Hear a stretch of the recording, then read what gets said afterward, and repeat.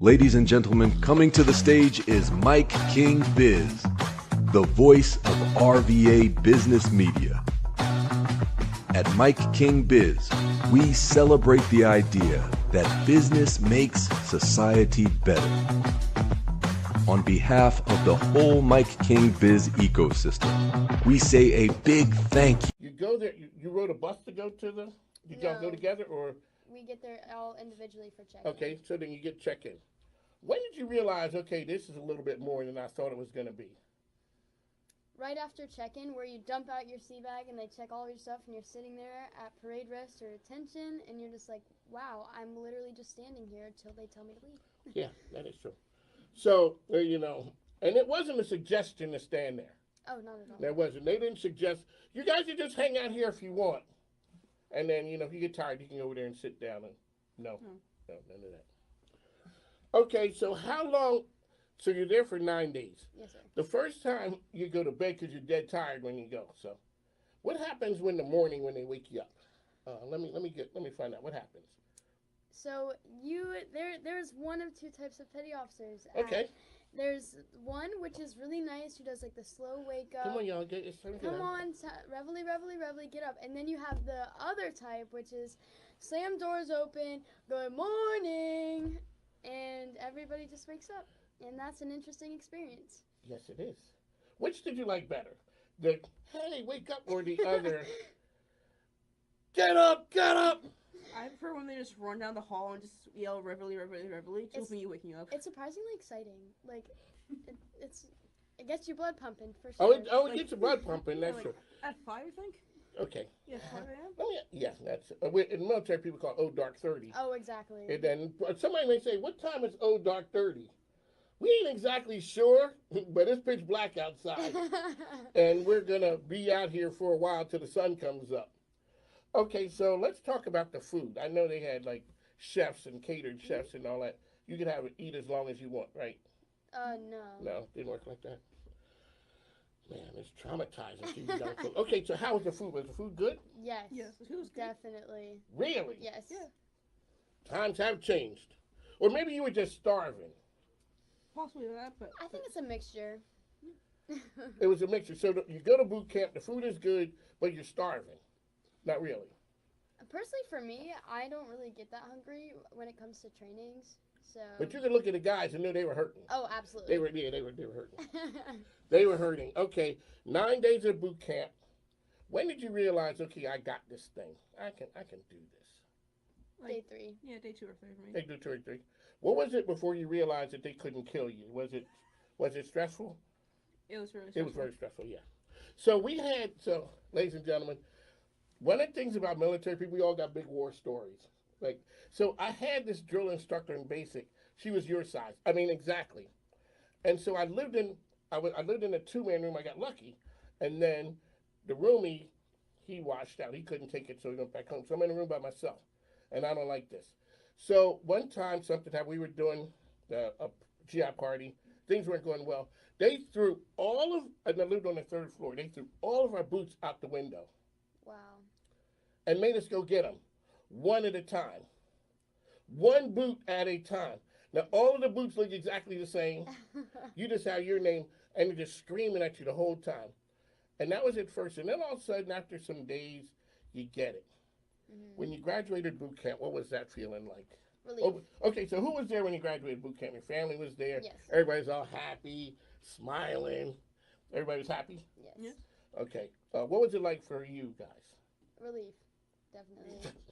Not joy? No, I mean, yes, but like the feeling of getting done with it and like with all of your shipmates together and you get released, it's kind of a melancholy feeling because you have to leave all of your close friends that you've made over this past week, because if you didn't have those people with you, it's not as good of an experience because the people make the trainings, and I'm 100% believer in that. There you go. Alrighty, so ladies, what's your idea? So graduate, what year you're a senior, aren't you? Yes. Okay, what's next for you? College. Okay, which one are you going to? Are you sure yet? I'm trying to go to RIT up in Rochester. What's it about that place? It's cold and it has good engineering.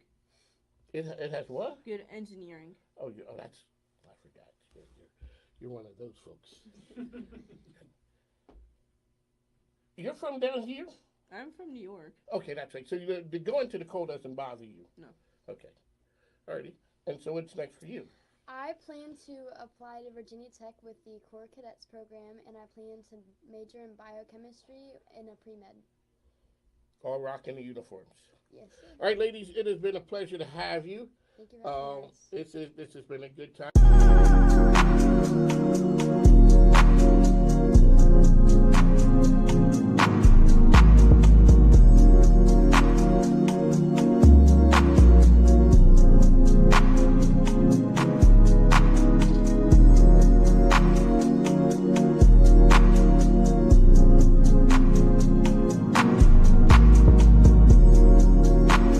Those voices are different. Yes, they are. I bet they I are. don't want to hear the high one. No, I've been married 46 years. I hear that one. I know that one. Yes. That's the one that starts off with, can I talk to you for a moment? Instantly, what did I do? There is some corrective behavior on my part that needs to happen. But you know what? You have to appreciate. We start out real soft. If you don't listen, it just gets bigger. And Well, when you harder. start, how many times? I mean, I'm gonna get it. I'm gonna get to it eventually. Eventually. Yeah. Then it turns into there's smoke in the city. Alrighty, ma'am. Hofheimer, 10-year anniversary. Yeah. You guys are the staple location. It is the cool location. We did have to talk to people say, oh my God, the parking is hard. Yeah. But the coolest spots in Richmond don't have parking. Let's be honest. Exactly. And you know, if you wanna have a good time, you might have to work a little bit Just take an Uber. and get there and get out and walk Feel in. like a celebrity. Just You take know, an when Uber. when I look at Harry's, I see all the gorgeous people walking in. You know, I see the red carpet type thing, those ropes. You know, you guys got all the pretty people coming. They're the hot pink ropes, by the way. Oh, that's what they are? Yeah. Yeah, I'm 66. I might be past No, you're not. the hot pink rope ones are coming in. All right, ma'am. Tell us who you are, what you do, and all the cool things at the Hof. Oh my gosh, where do I begin? All right, Natalie, CEO, managing partner of Harry's at the Hofheimer in the Hofheimer building. 3-story building, rooftop bar, Harry's restaurant on the first floor, event venue on the second floor. We have everything from live music, manifesto hour, hospitality nights, DJs on Friday and Saturdays, brunch, sing-along brunch, which is a whole room full of people singing their hearts out to throwback 80s, throwback 90s, the whole nine.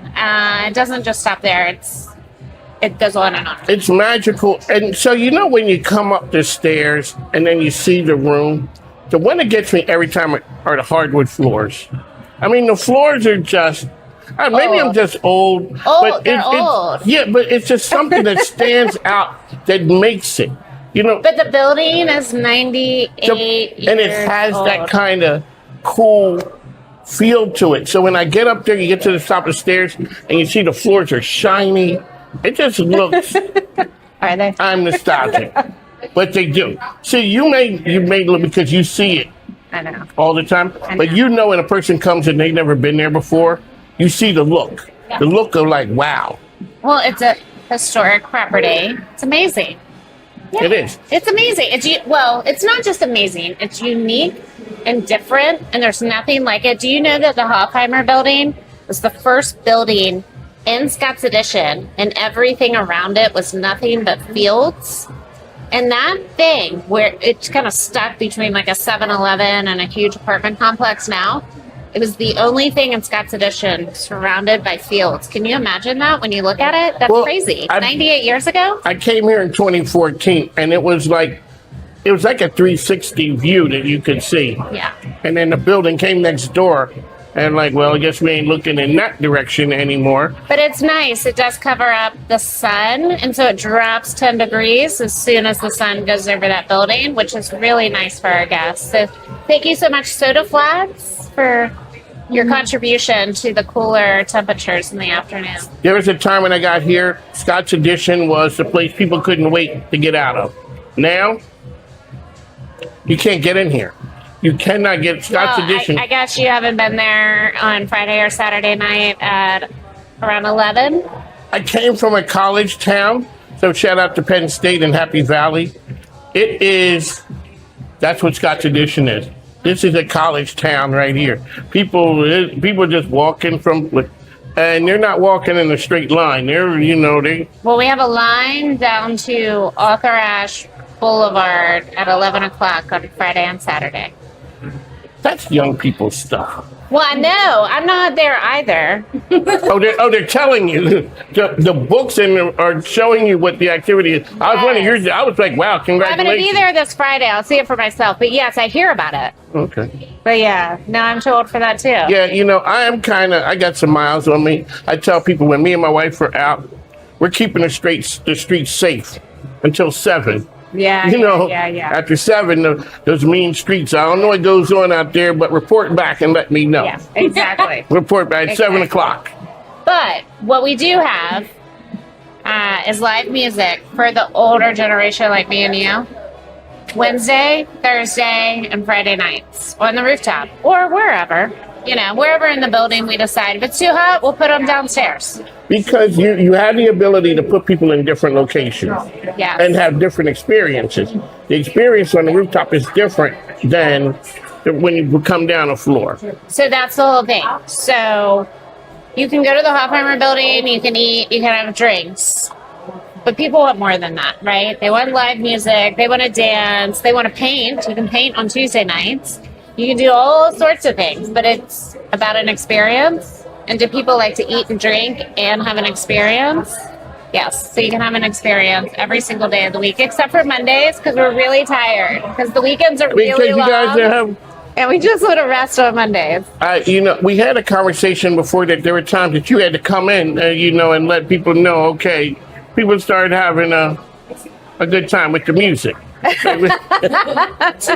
Exactly. The city of Richmond knows me well. Exactly. Yes. So you had to let people know that I guess that's the mom voice when it's like, yeah, we're not playing because you guys are good citizens of the community and you support the community in ways that are crazy. Talk about why that's important to you. Yeah, so over half of our business is supporting private events and celebration events for nonprofits, corporate, birthday parties, et cetera, et cetera. So, for instance, this morning when I was getting ready, I got a call from my celebration manager saying, hey, we want to have the Junior League of Richmond utilize our loft to bring in women who want to pull together gowns and prom dresses. They just want to use the space and also have an opportunity to do a wine tasting, but also collect all these gowns for their nonprofit. And so the way we see it is we have 14,000 square feet. One is a restaurant, rooftop, and then a whole second floor. The second floor isn't being utilized, then why wouldn't we let you or Junior League of Richmond come in and use it, or an art gallery, or things to give back to the community? Because let's be honest, most of the time people just are looking for space to do something really cool in the Richmond community that brings people together and impacts the Richmond community. A couple months ago, I had a program called the Women's CEO Conversation, The Price of Success. Where was I? I'm sorry, I know. That's what happens when you get busted, ladies and gentlemen. There's a price that women pay that men don't pay. Oh, yeah? Yeah. Okay. And it is, I met a lady one time, she said, my husband is a fine gentleman, but he wears one, maybe two hats. We can't put too many things on him. I'm sitting with the lady interviewing her. Her phone is blowing up. It's her daughter, knowing that she's on the radio, calling her. She says, "Is your dad there?" "Oh yeah, he's in the room next." "Can you go talk to him?" I'm like, "No. Why go talk to the assistant manager? He doesn't make policy. He barely knows." I was in the house all my kids forever. I said, "When did that happen?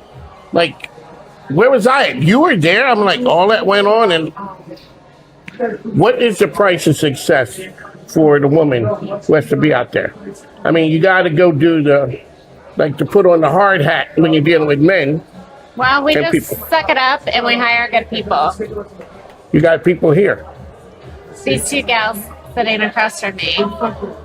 How do you, okay, when we talk about that, how do you set good culture in an organization that you're able to hire and retain the best talent? Natalie has to shrug off her stress and learn to just have fun and relax and enjoy it. Because the stress will eat you alive. How long was it before that you were able to leave and not constantly be on, I gotta check, and let your people do their thing? How long did it take? There's no timeline. It's when you find the right people that you can trust. Do you know it? Yes. Okay. And you know when you know that you inevitably have an instinct that you're not going to be able to trust somebody, you're always right about your instincts. Gotcha. What is the vibe at the at Harry's on the weekend when the beautiful people are there and people are trying to get in there? What's the vibe of the place? Color. That's what it is. It's crazy. Thank you, Natalie. It's here. Natalie, you can you take? Can I have my mic?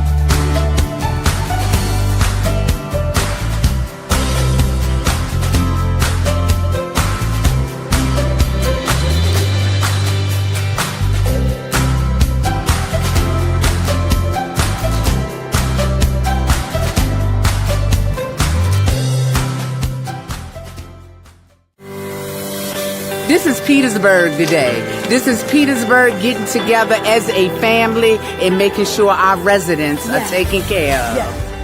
Today, citywide, we're providing groceries for our community.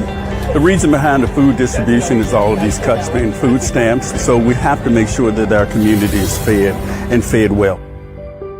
The need is so broad, but the city of Petersburg has come together to provide and serve. It's all about service here. Community service never ever stops. People gave to me.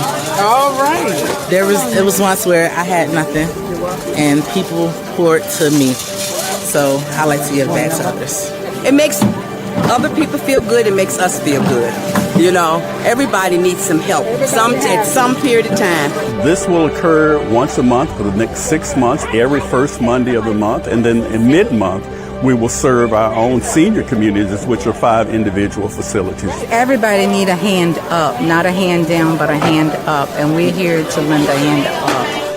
It's what we stand for, but most of all, this is my ministry. God bless. It started with family. I mean, we all lived in the same neighborhood. We made sure that our neighbors were fed. We made sure our neighbors were taken care of. And when I moved to Petersburg 23 years ago, it's like moving from family and back into a family environment. The arms opened really, really wide for me, and I can't say anything other than thank you, Petersburg, for all you do, and that's why I do what I do.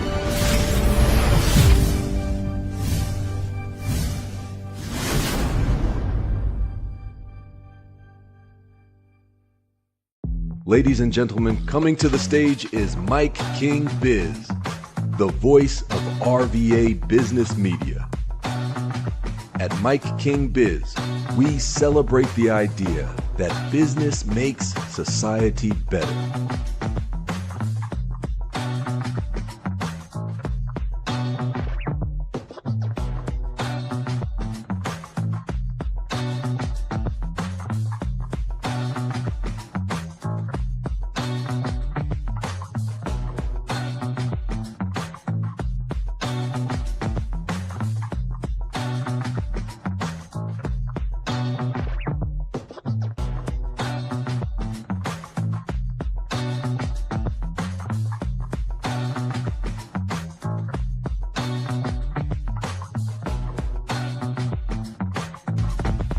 On behalf of of the whole Mike King Biz ecosystem. We say a big thank you.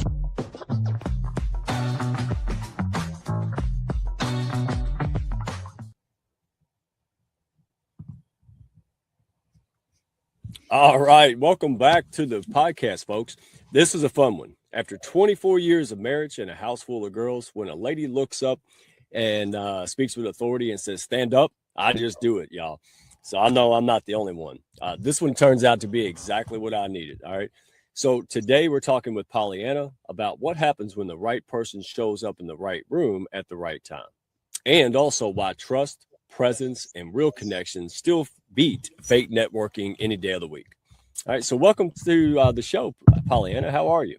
Thank you. Thank you for having me here. I really appreciate you and in this amazing morning.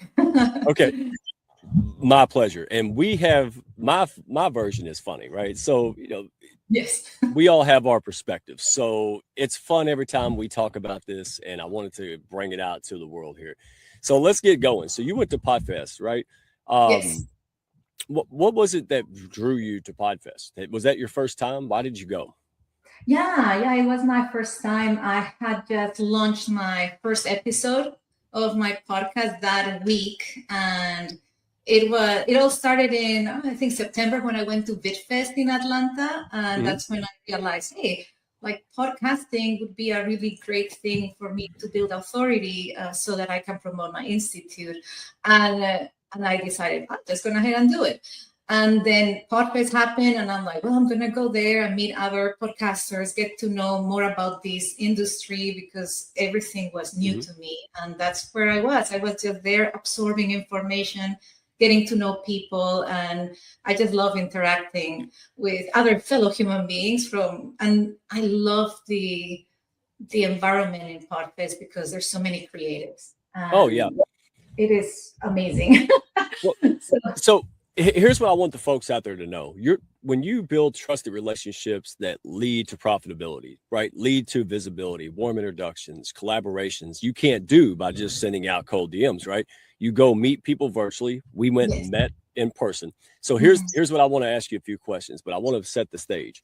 It's like a ping pong game. If you hit the ping pong across the table to someone who doesn't like ping pong or play much, it's going to be a little wonky, right? So it is the same principle when we go out there and try trusted relationships with people who just don't either need, value, or operate that way. Doesn't mean they're wrong, just means it's awkward, right? And so I want people to understand this. When you hit the ball to someone who's an Olympic level champion, oh, Pollyanna, you're going to know it when they hit it back, right? When they return that ball, their actions is going to indicate, oh, this is somebody on my wavelength.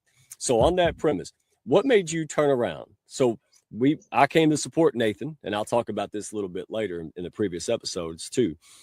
But I went to support a younger guy named Nathan. And then we were in the room. You turned around, right? And here's my perspective. You said, hey, Mike, you looked at my name tag, asked me who I was. I was very, very in my own head, right? I was working through some things that I couldn't find a solution for. And then you said, stand up, to which I did, because again, 24 years of being around a house full of women, I just kind of got that habit.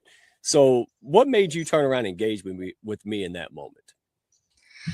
It truly was what you had told Nathan right before, which is so cool because Nathan had said, I want to share with you guys my school community, and this is my number one student, pointing to me because I had just met him in the hallway, and I'm like, I like him so much. He was so knowledgeable. And I said, I want to be in your school community. So I was his number one student, right? And when he mentioned that, I remember you said, hey, Nathan, you did so great. You've been able to explain all this AI stuff for me. You're the most clear speaker. You were so nice and encouraging to him. And then you said, I want to be your number two student. And that's when I turned around and said, no, you cannot be number two because this girl right here is number two. You can be number three. And you laughed. And the fact that you took it all in such great humor, that's what tells me, like what you're saying, the ping pong, if people laugh, if people are like in a good brain juice, like good spirits, fun spirits, and you're taking it good, then I said, oh, okay, this is someone nice to talk things about. And so when it was over, I just turned around and said, so who are you? I want to know more about you. So again, thank you for that, because people, myself included, for a long time, Pollyanna, and the folks listening, a lot of times we forget when you go to the right room, right? You pick the right spot and you go in with the mindset of building relationships, getting to know folks. I didn't come in talking about me, neither did you. We were already in the room to share and grow, and we were there to support someone else. That was a common ground. So I want people to know that's not how it starts. Yes, you have to have your messaging and funnels and all. I'm not saying you shouldn't. I'm saying amplify the hell out of it by putting the horse before the cart. What is the horse?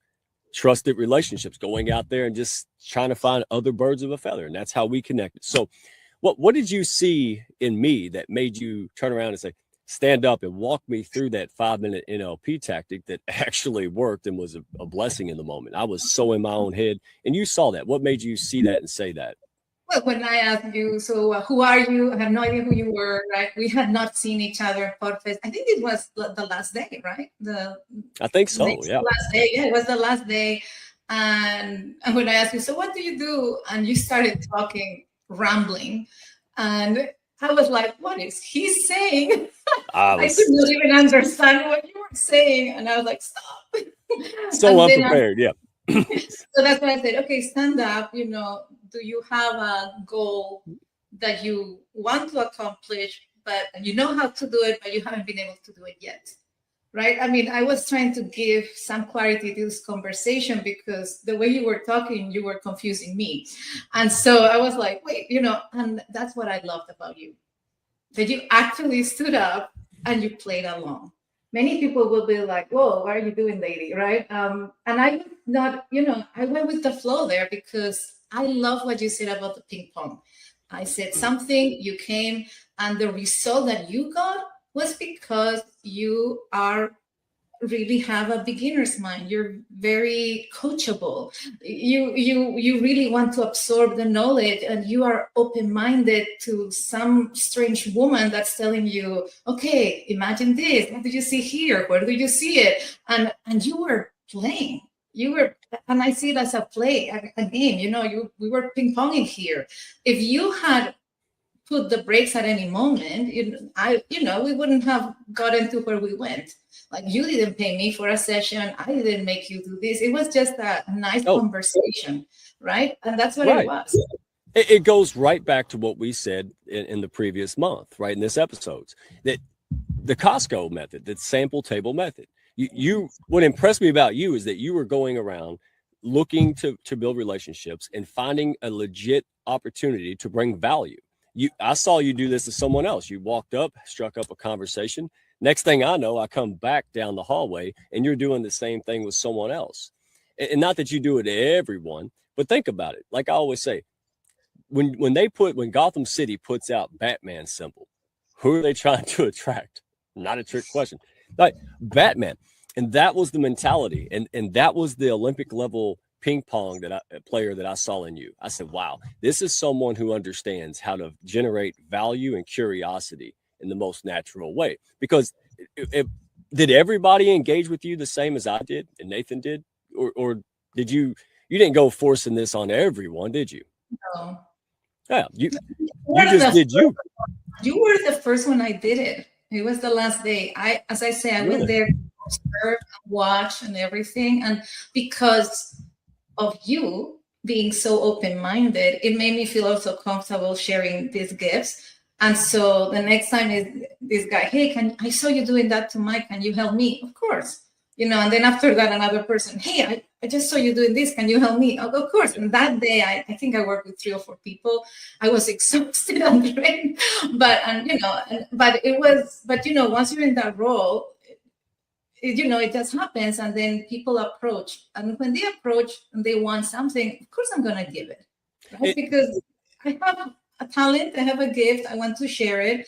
I was not there to sell services or anything like that, but if someone comes and asks for help, of course I'm going to do it, right? And so but you open that door, so it goes both ways. It does. Help Take me 2 to tango. Yes, I hadn't done that in the whole podcast. I'm not going to, hey, let me hypnotize you. Nothing like that. No, I love it because the compound effect continues to this day. It didn't just fizzle out, didn't die. Right now, you're in the Hounds and other folks. It just keeps going, and now you're here. So in 30 seconds, I'm going to ask 2 questions. Well, what do people miss in your opinion? Because you know how to play this game, right? The relationship trust ecosystem. What do people miss when they try to force a connection rather than just reading the room and showing up as is? What do people miss? They miss the authenticity, because at the end of the day, we're all human beings. We want to connect, and you know, I see a lot of people with masks, right? That they want to appear as different ways, and at the end of the day, it all comes out from fear, right? You don't want to open up to other people and be vulnerable.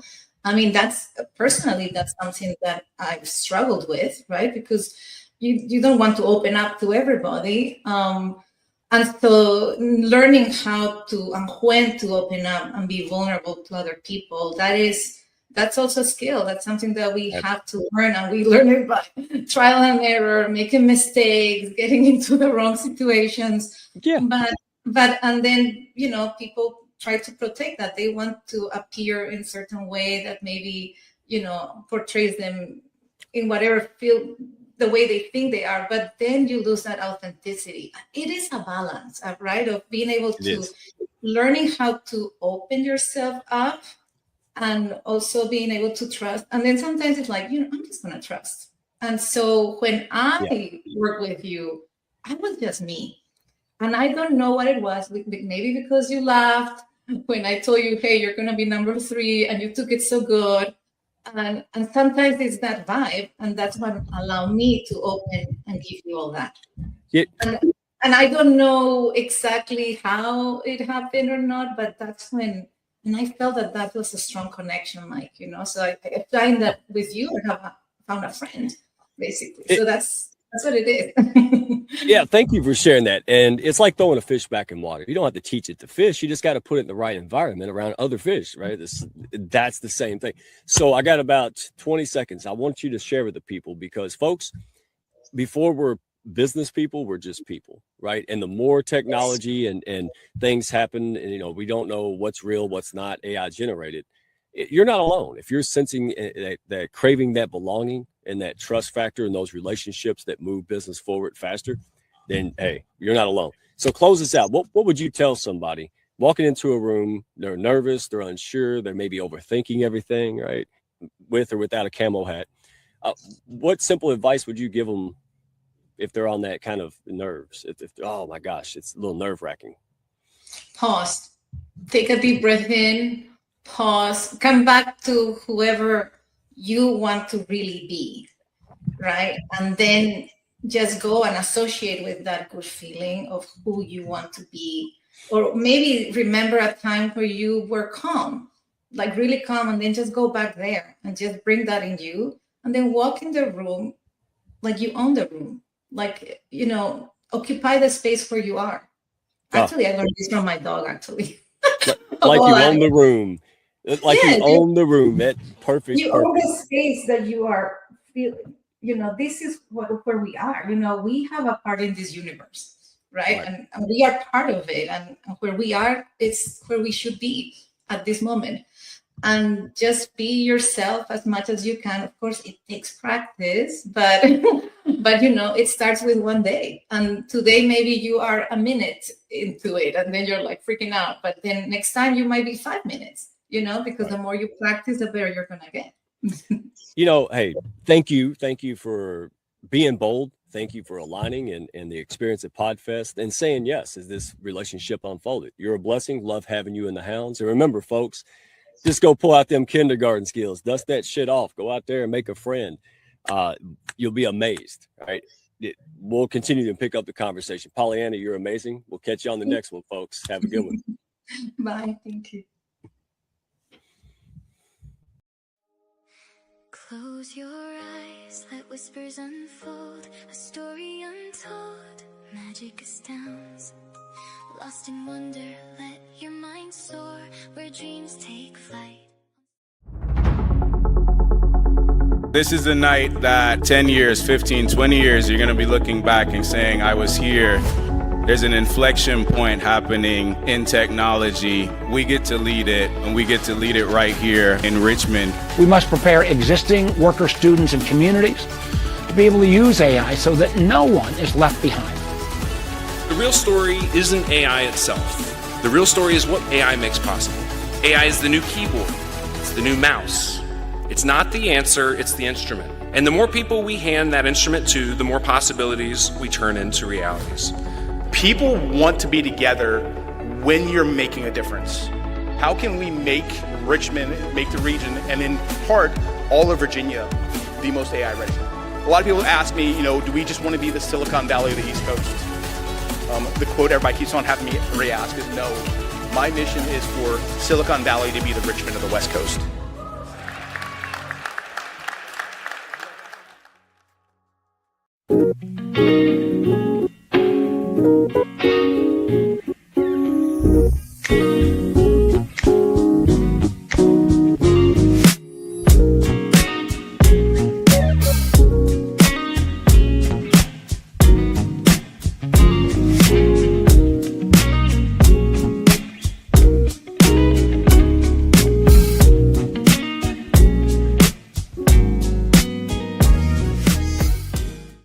Mike King coming to you from Crossroads Arts Center. It is the 3rd annual Mikey Awards.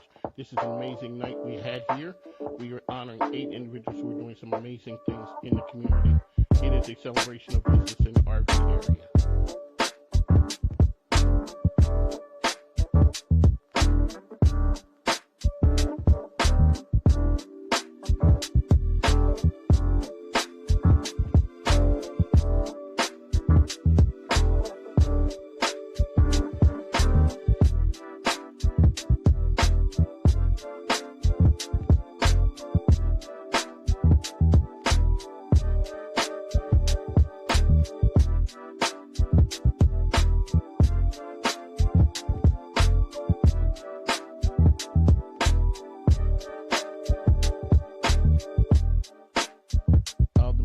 Evolved into something of a community staple.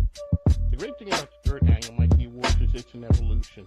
What we do is we honor folks who mostly everyone knows, and then we honor the unspoken, the unsung heroes. Business, helping society be better, that's what the Mikeys are all about.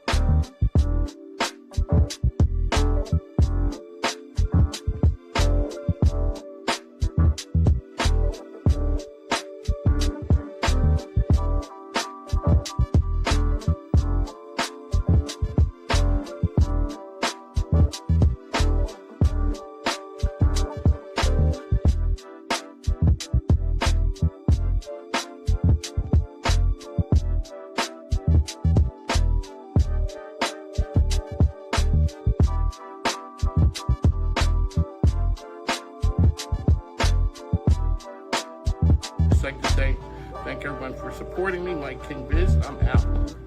Hey, it's Kelly Lemon from the Virginia Wayside Furniture Studio for an all-new episode of 8 at 4. It's Kelly. All right, here we go. Hey, it's Matt Pachilli from the Virginia Wayside Furniture Studio for this food-filled I'm Kelly episode. Lemon. And I'm Michael Paul Williams. And welcome to the After the Monuments podcast. Happy playoff season, 804 football fans. For the Richmond Times-Dispatch, this is Jeff Shapiro. I'm Justin Lowe, food writer for N4 Magazine and dining critic for the Richmond Times-Dispatch, and I'm here to tell you where Richmond eats. Our marketplace is accelerating at an unprecedented rate. At Lee Enterprises Virginia and the Richmond Times-Dispatch, we are investing in the tools, talent, and technology to tell your story through a fresh lens, lifting local brands and helping businesses grow. Let us help you amplify your message, reaching the right audience at the right time. Welcome to the Road to Richmond bracket unveiling.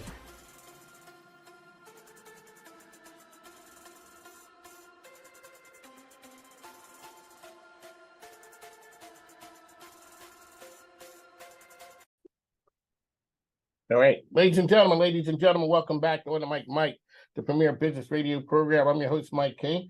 I appreciate you being here with me. The views expressed here are mine. I have no connection to support of agreement with any other host, information, or ads on the station. I don't work for the station. My program just airs here on a daily basis. So join me as our cutting edge show. We uplift the community and showcase RVA in a different way. You can follow me on social platforms on the Mike RVA as well as Mike King Biz. Hey, you know what time it is? Got a friend, my very first friend, Jenni Kirby of Crosswords Art Famous here. Welcome back, ma'am.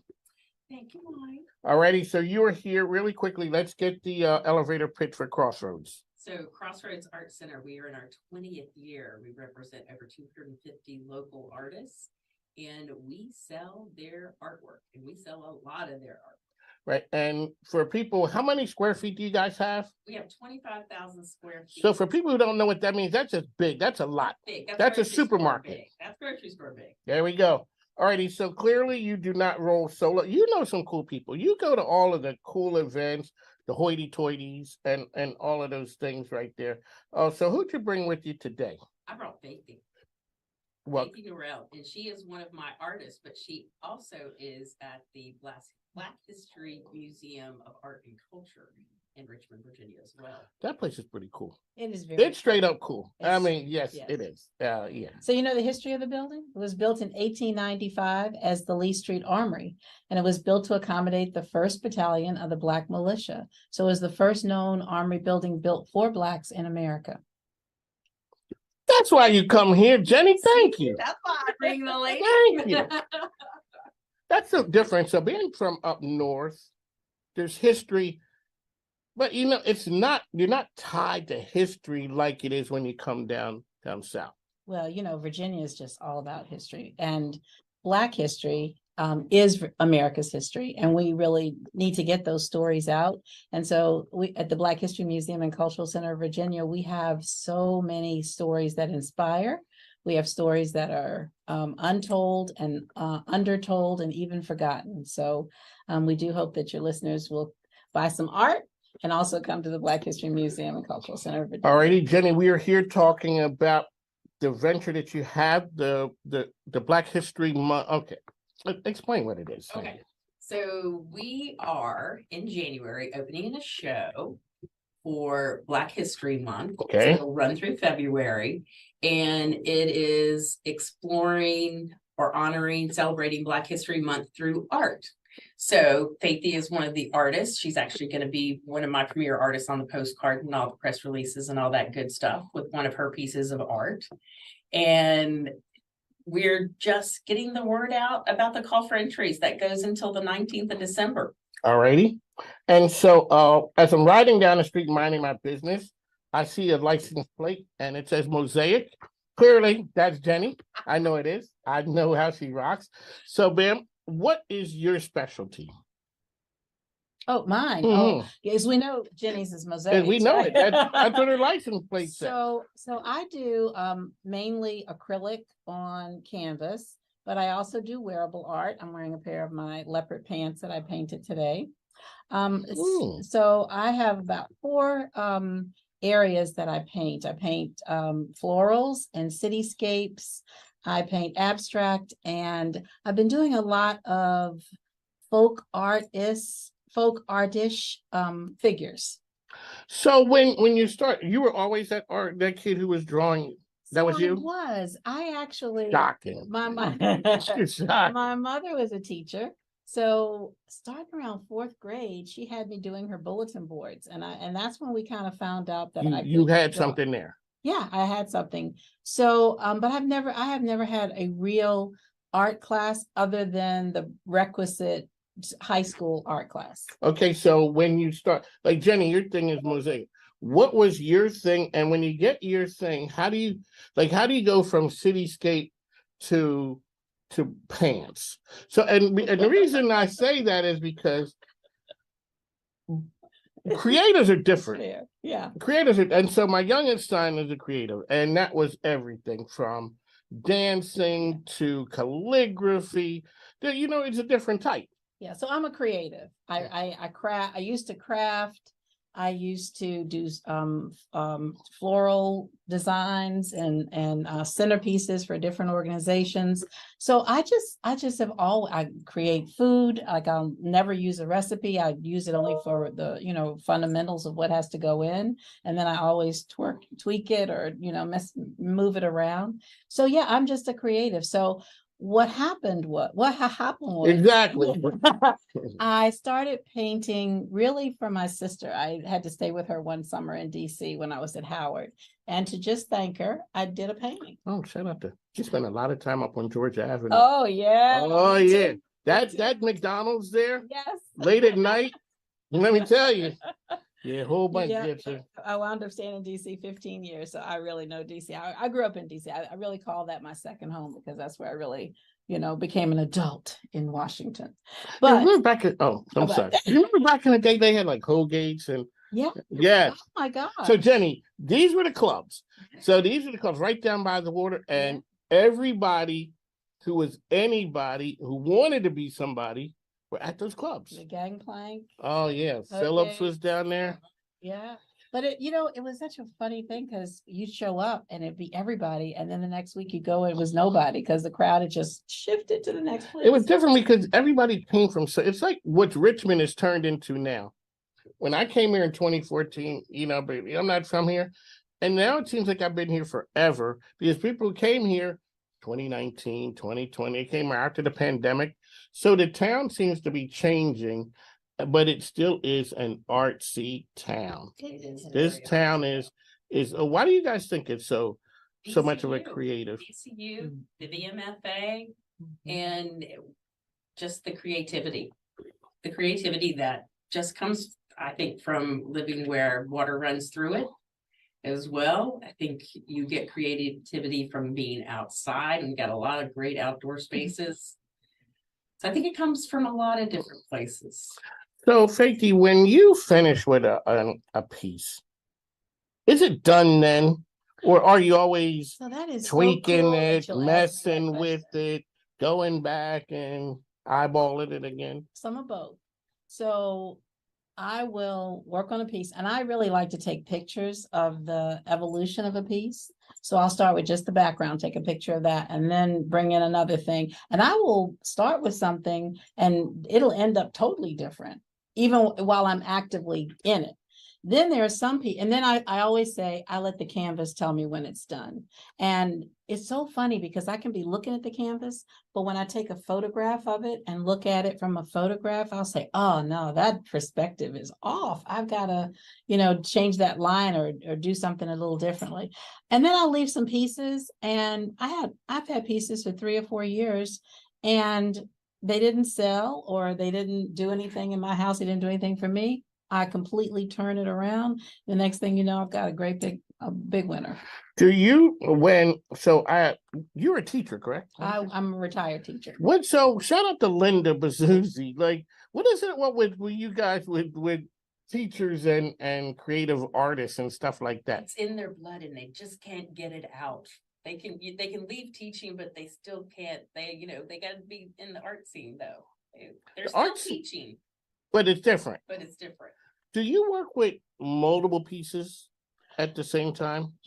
I would love to. I was really good with clay in high school, but I took a couple of classes at Pine Camp in clay, and my hands are arthritic, so I have to save them for what I'm really good at. So I just kind of had fun with clay, but I just can't really mold it anymore. Alrighty, so let's talk about the event that's coming up, African American art. Let's talk about how that's important to you, and Jenny, how you got in. You always got your hand in the stuff. I know. Well, for me, Crossroads is all about diversity. Yes, it is. You're taking some heat for that at times. I'm taking some heat for that. Yes, there's not about it. You're taking some heat. Yeah, because you obviously you believed in the diversity piece and standing up for stuff. Exactly. And so what we have done over the last couple of years is highlight different ethnic groups. And, so we're doing Black history, but we've also done Asian Pacific. We've done Hispanic. We've done American Indian. We've done India from India. And so we are trying to pull the artists that are in those different groups into the art center to be able to expose people that are coming through the art center to different types of art in the different ethnic types of art that there are in Richmond. And a lot of people just don't know that come through. They're like, oh, wow, I didn't realize that we had, you know, this many Asian Pacific artists that are here in Richmond that we could put together a show for. Okay. So it makes people think of how diverse Richmond really is. So I love that Jenni's been pulling in those artists from ethnic groups, but she's also had themes, like she had a Go Greek theme, where and I entered a painting that sold in the Greek theme. Both of those paintings actually sold. And I'm not Greek, but you know, I had a cityscape that looked like Santorini. Am I saying that right? It did look like Santorini. Yeah. So it's very cool. She had a white theme. So, you know, it's all white or all orange or all red. So it's just very cool how she crosses so many lines and covers so many areas. You try. So this is On the Mic with Mike King here. Jenni, Kirby, how can people find information about Crossroads Art Center? You can find it at crossroadsartcenter.com. You can find that website, Instagram, Facebook, Twitter, and even TikTok. Who up in there doing a TikTok? You doing the TikTok videos? No. Oh. Hey, I'm just saying. Well, I do. Oh, but you got the Young Gun crew there. Yes, you guys do, yeah. You know, it's always, and you know, I've been to Crossroads a million times. It is always that feeling that every time somebody comes here, they have the same look on their face, like, wow, and I didn't know this was back here. Yeah, no, after 20 years, it's a bit crazy. It drives me crazy, but you are behind the Krispy Kreme. Yeah, behind the Krispy Kreme donuts off of Broad Street near Willow Lawn. And you share the parking lot with West End Antique Mall, Amir Rugs, Project One, and Remo Pharmacy, and the Holiday Inn. Alrighty, what's the particulars for the event? The particulars for the call for entries are online. So you can do everything online between now and December the 19th. And then everything that is entered will be live and online starting January 20th. And that's the art opening from 5 to 8. Yeah. Shout out to my man Mark Bowen down at Westchester Commons. Hey, Mark Bowen, we're cool. I can change the date to come down there at another time. Don't worry about it, man. I got you. So, hey, folks, if you need to do some shopping, make sure you go to Crossroads Art Center. Also, go down to Westchester Commons. They got a bunch of cool things down there and a bunch of retailers. So, all the great things. Alrighty, ma'am, how can people find you out there? So, I have my own website, Art by Faithee. I'm on Facebook at Faithee Gnarl. I'm on Instagram, same thing. No, actually on Facebook is Faithee's Art, on Instagram under my name. And then I'm an online artist at Crossroads. So if you go to the Crossroads website, you type in my name. It looks like you're not typing in anything, but you put my name in and my art will come up. Do you have an area? Yes, I also have a wall that I rent. Okay, where's your wall at? So it's right straight down the front entrance. Down the main highway? Yeah, main highway, almost to the back on the right. So her place is right where the show is going to be, or pretty close to where the Black History Month show will be. Okay, there we go. So ladies and gentlemen, we are out there. We're going to go out and support them. So let everybody know who is an artist to submit their work.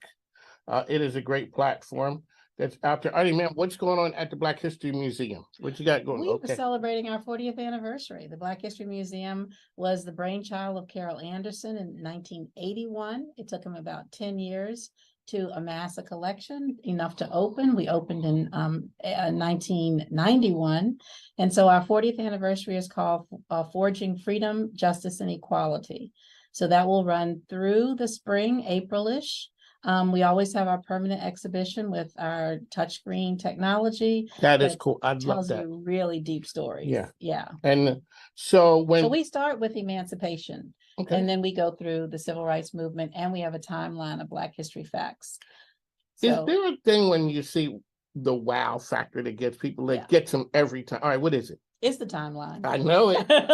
It's the timeline. It is the time. So when you guys, when they saw that, do you think that they knew what that was going to do?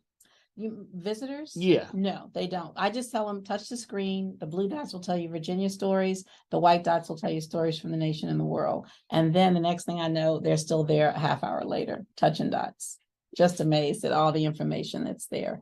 And then, we have a lot of rental space. And so we're always having rental events, or tonight we have, Robert Dortch, who climbed Mount Kilimanjaro. So he is going to do a talk tonight, and he has a pop-up exhibition of photographs that he took as he climbed the mountain. Isn't that cool? It is. Is it cool working at a? It So is I so asked Bill Martin about working at a museum. It's kind of like, it seems like it'd be a really cool place. So, I call it my retirement job, because I think in retirement, you always want to do something that you've always wanted to do, but, it didn't quite pay the bills, or, you're in a retirement plan or whatever. So now I'm doing the two things that I just always wanted to do, and that is paint and be at the Black History Museum and tell stories. Okay. We have such a really rich family history. My children are Maggie Walker's great-great-grandchildren. My grandfather was one of the founders of the Richmond Planet and the True Reformers. So my kids walk I in. say next to royalty. just history royalty. So my kids get to walk in their ancestors' footsteps, and they are telling their stories. What was so one of Maggie Walker's great-granddaughter, Great. she used to work she was an intern at NBC 12. What's her name? Liza Micken. Liza was there. Yeah. Yeah. And so that, that's funny, because now I'm known as Liza's mom. I'm Liza's my daughter. Get out of here. Yeah. Small world business. Wow. Yeah. Mom, you got a great kid. Yeah, no, straight I've got up. two great kids. I've got a son in New York, and he's doing wonderful things, actually working for TikTok. And then my daughter is here, and she now works with Virginia Tourism, but she's got her hand in a lot Liza of works for things. tourism? She does. She works for Virginia Tourism. Tell her She my does thing something- said, hey. I will tell her that. So it was funny. So when Richmond, small world. It is. And it's funny. So when she came to NBC, they're like, hey, we're going to have a couple interns. One was going to be, they're like, one is Maggie Walker's great granddaughter. And the other one is James Comey's daughter. Yeah. And they're like, wow. Exactly. This was different. Basically, leave these kids alone. Yeah. Whatever your views are, leave them alone. And everybody loved them. Thank you. Man, look at Jenni. Thank you. You're welcome, my dear. Yeah. Wow. It was fun. Okay, this is just off on a tangent right there, but it's my show. I can sort of do what I want to do. Yes. And it was funny. So when Liza was there and she was just getting started, and next thing you see her as the face of the statue and this movement, and just like, and everybody's just like, man, I remember when Candace one time was just like, boy, Liza really has it. So here's the funny thing. Liza came home after being at the station for about 2 weeks and said, Mom, I will not. She was a communications major at JMU. She's trying to figure out where she was going to go. And she said, I can't do the news. I said, Liza, you're a great on-air personality. You got the look. You're love talking to people. She said, I know, but I can't go from a murder scene or an accident scene and then go look at the puppy cam. I can't change my emotions up that fast. She said, but I tell you what, Mom, I'm not going to read the news. I'm going to be the news. I said, well, all right, Liza, I like that attitude. And sure enough, July 15th in 2017, she was the news, because she was unveiling the statue of Maggie Walker. And then she was everywhere. And she was everywhere. She was getting interviewed everywhere. Wow, I am something now. I interviewed Liza's mom. Yo, on the mic with Mike King here. Yo, I've made it right now. Whoa, that's big. Okay, can we get back to what are we here talking about? We're talking about Crossroads, Black History Month. Not everything. Exactly. Talking about everything. All righty, so we want artists to submit their work. Yeah. That's a definite. We are looking for African American artists to submit their work at Crossroads Art Center for the Black History Month show. That will happen in January, but we need to get that work in by the 19th of December. So, Jenni, when you were doing, what was it, Asian Pacific? Didn't a person want a question? They said, do I have to be That was not that. What was that? Which one was that one? The LGBTQ show. Oh. Yeah. They wanted to know whether that was the one that, got quite controversial because they were not part of the LGBTQ or were, part of those. That they had a niece who was, so they wanted to submit a photo of their niece. And I'm like, well, it didn't quite work like that. We want you to be the artist to be part of the LGBTQ. You see how everybody wants to be down with Crossroads Art Center? And that was yeah. All righty. Jenni, Faithee, it's an honor. So we're gonna do something on the mic with Mike. You're gonna see these people back again on the program. We're out there always supporting. I always say Jenni Kirby, first person in Richmond who believed in Mike. I was just Mike King in those days. I was named MIKEKINGBIZ. And I was like, Mike King, what do you want to do? And he's like, I want to connect people and do good. And I'm like, I'm in. What do we need to do? That's true. That's what we do. All righty. So we got to run, as I always say, make sure you take care of our sponsors and advertisers. I don't work for the program. And so the way I'm able to be on is the sponsors like Jenni, like, hey, Jenni, I got an idea. And she writes a check to help me stay on. So which is always cool. We're out there supporting the community. These ladies are real rock stars in the community. I didn't know I was coming in and meeting Liza's mom. Wow, this is something different. I gotta tell all the folks over there. Shout out to Amber. I gotta tell Amber. Amber Key was one of our other folks over there who were. She loved that summer. She made such great friends with you guys. Yeah, it was a cool time. Really enjoyed. That was a magical summer. All righty, so on the mic, ladies, one last time, how can they find Jenni Kirby? CrossroadsArtCenter.com. There you go, Faithee. How can people find you? artbyfaithee.com and on Instagram and Facebook. All righty, on the mic, Mike, as I always say, please support our sponsors and advertise what you hear during the show because the microphone ain't free. Plus, my grandkids need stuff. So we got to go. On the mic, Mike, we are the best in the business. We got to go. Take care now. Thank you.